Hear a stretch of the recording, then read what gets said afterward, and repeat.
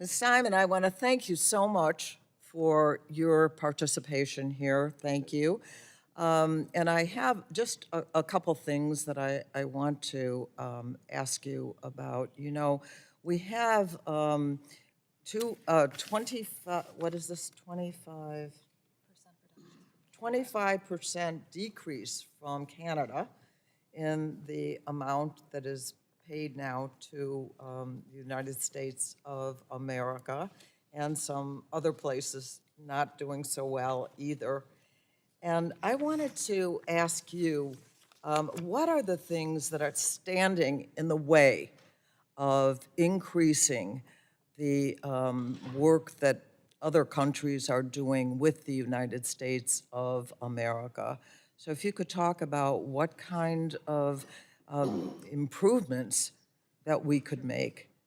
You know, it's really too bad, I think, with Canada that we are, they've been a good friend of ours for a long time and no longer. But if you could talk about what we need to do to make it better for foreign travel. Thank you, Congresswoman. That is a wonderful question, and I appreciate it. International travelers are confronted with a number of issues that are prohibiting them or inhibiting them from coming to the United States, starting with, I think, rising costs. We're an expensive destination. Hotel costs and transportation costs haven't really gone down since the pandemic. So business costs are up, therefore traveler expenses are up, and then we, by policy, are now adding rising expenses to just them coming to the United States with the $250 visa integrity fee that's proposed. There are also higher entrance fees that have gone into effect for ESTA fees from travelers from visa waiver countries. That's gone from $21 to $40. It nearly doubled. Land border fees, which would affect, obviously, Canada. The I-94 form entrance fee has gone from $6 to $30. So there are, significant additions to the cost of just entering the United States.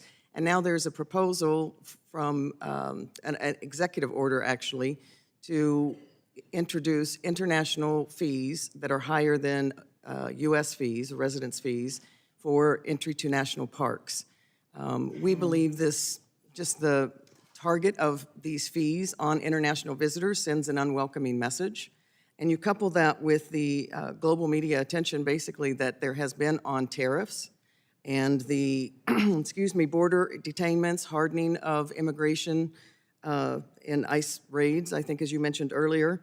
It presents unwelcoming images to foreign visitors, and it creates a lot of uncertainty, a lot of negative sentiment, a lot of feeling of unwelcomeness. And this is coming at a time when there are a lot of other options. There's very high competition for destinations right now. Other countries are making it cheaper and easier to visit, and we're making it harder and more expensive. So what do you recommend are the things that we could do to improve travel to the United States?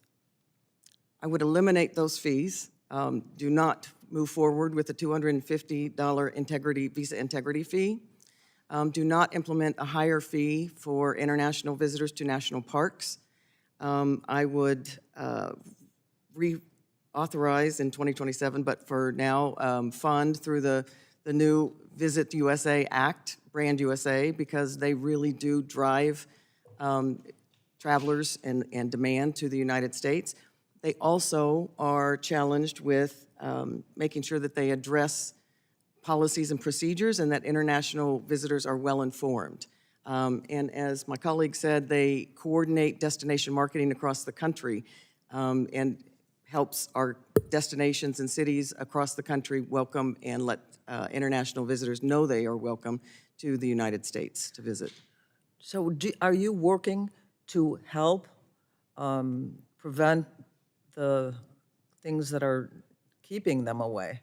Absolutely. Our members are working with the international travel trade, the tour operators and travel agents that are actually working with the consumers, international consumers, and we spend a great deal of time educating them on current policies and as they're changing, making sure they're aware of changes, making sure they understand facts versus perhaps misperceptions.